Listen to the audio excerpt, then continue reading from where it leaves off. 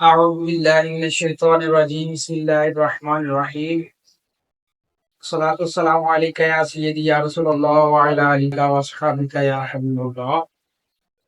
تمام معزز ناظرین السلام علیکم ورحمۃ اللہ وبرکاتہ.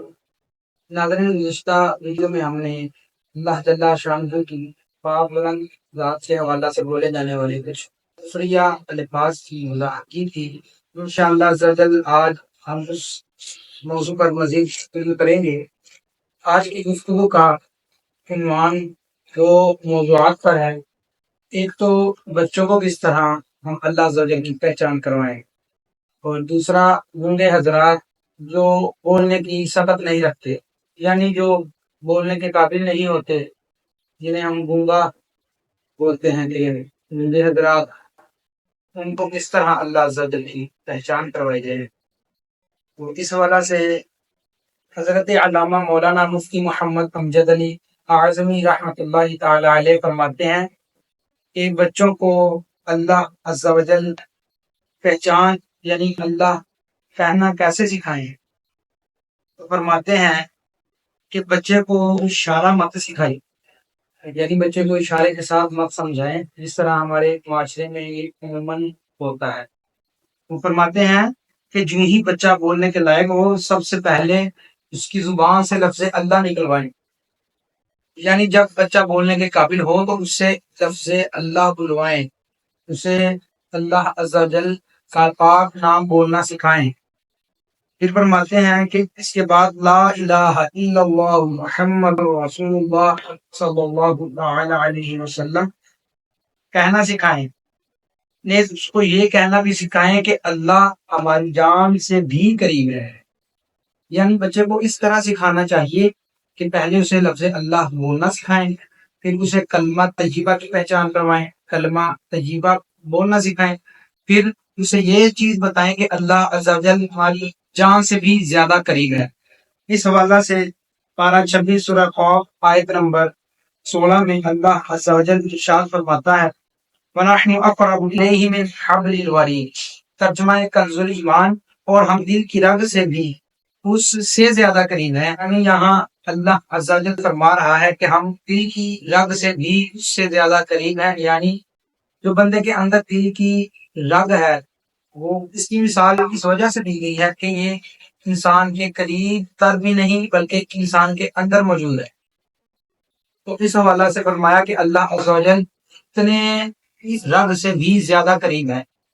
تو اس سے مراد یہ نہیں کہ اللہ عز و جل اس طرح رگ جگہ کا ایک جگہ میں موجود ہے، جگہ کا احاطہ کیے ہوئے ہے، اس طرح اللہ عز و جل نے بھی کچھ نہ کچھ جگہ لی ہوئی ہے معاذ کا. اس سے یہ مراد بالکل بھی نہیں، بلکہ یہاں یہ مراد ہے کہ جس طرح ایک رگ انسان کے اندر موجود ہے، بالکل انسان کے اندر موجود ہے، اسی طرح اللہ عز و جل انسان کو اس کے اندر سے جاننے والا ہے. یعنی اللہ عز و جل انسان کو اتنے قریب سے جاننے والا ہے، بالکل جس طرح انسان خود بھی اپنے آپ کو نہیں پہچانتا، اللہ عز و جل اس طرح انسان کو جاننے اور پہچاننے والا ہے. اس لیے یہ مثال بیان فرمائی کہ وہ اللہ عز و جل انسان کے اندر جو رگیں ہیں ان سے بھی زیادہ تر قریب ہے. پہلا تو یہ کہ بچوں کو اس طرح ہم اللہ عز و جل کی پہچان کروائیں. اور اس کے علاوہ دوسرا موضوع یہ ہے کہ گونگے حضرات کو کس طرح، یعنی جو گونگے حضرات ہیں انہیں کیسے اللہ عز و جل کی پہچان کروائی جائے. ایسے ہوتے ہیں کہ جو گونگے اور بہرے بھی ہوتے ہیں، نہ وہ بول سکتے ہیں اور نہ ہی وہ سن سکتے ہیں. تو اس طرح بچوں کو تو ہم بول کر بتائیں گے اور بچوں کو کہیں گے کہ وہ اللہ عز و جل کا نام پکاریں، وہ بولیں، اور کلمہ طیبہ بھی وہ بول کر ہی سنائیں گے. تو جو گونگے حضرات ہیں ان کے حوالہ سے فرماتے ہیں کہ ان لوگوں کو اللہ عز و جل کی پہچان سمت سے بالکل بھی نہ کروائی جائے. جس طرح کہ پہلے بیان کیا کہ یہ تو بالکل کفریہ عقیدہ ہے اللہ عز و جل کے یہ سمت یا مکان وغیرہ کو ثابت کرنا. انہوں نے بہت ہی ایک آسان طریقہ یہاں فرمایا ہے. فرماتے ہیں کہ سیدھے ہاتھ کی انگلیاں معمولی سی کشادہ کر کے انگوٹھے کا سرا اوپر کی طرف تھوڑا سا بڑھا کر شہادت کی انگلی کے پہلو کے وسط میں لگا لیجیے. اب سیدھی ہتھیلی کی پشت کی طرف دیکھیے تو لفظ اللہ محسوس ہوگا، یعنی فرماتے ہیں کہ مثال کے طور پر یہ چھوٹی انگلی اور بقیہ انگلیوں کو اس طرح رکھا جائے کہ یہ چھوٹی انگلی، اور پھر فرمایا کہ یہ ان تینوں انگلیوں کو اس طرح کشادہ رکھا جائے، اور یہ جو ہے جسے ہم انگوٹھا بولتے ہیں اسے بالکل یہاں وسط میں لگا دیا جائے، ٹھیک ہے، اور اس طرح ظاہر کروایا جائے تو سامنے سے دیکھنے والے کو لفظ اللہ محسوس ہوگا۔ اس طرح فرماتے ہیں کہ اپنے الٹے ہاتھ کو اس طرح رکھیں اور اس طرح سامنے والے کی طرف کریں تو اسے لفظ اللہ لکھا ہوا معلوم ہوگا۔ تو اس طرح ہم اپنے بچوں کو اور ہمارے معاشرے میں جو گونگے اور بہرے حضرات ہیں ان کو اللہ عز و جل کی پہچان کروانی۔ ناظرین، دنیا میں سب سے اہم ترین معاملات میں بھی سب سے اہم معاملہ اللہ جل شانہ کی پہچان کا ہے، کیونکہ یہیں سے ہمارا عقیدہ شروع ہوتا ہے، یہ ہمارے عقیدے کی بنیاد ہے۔ تو جب ہماری بنیاد ہی بالکل کمزور ترین ہوگی تو ہماری آگے عمارت کس طرح قائم رہ سکتی ہے۔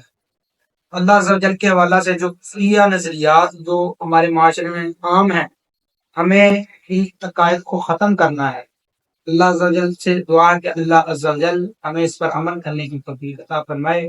اگر آپ کو ویڈیو پسند آئے تو اپنے رائے کا اظہار کمنٹ میں ضرور کریں، ویڈیو کو لائک کریں، ہو سکے تو اپنے دوستوں تک شیئر کریں اور ہمارے چینل کو سبسکرائب کریں۔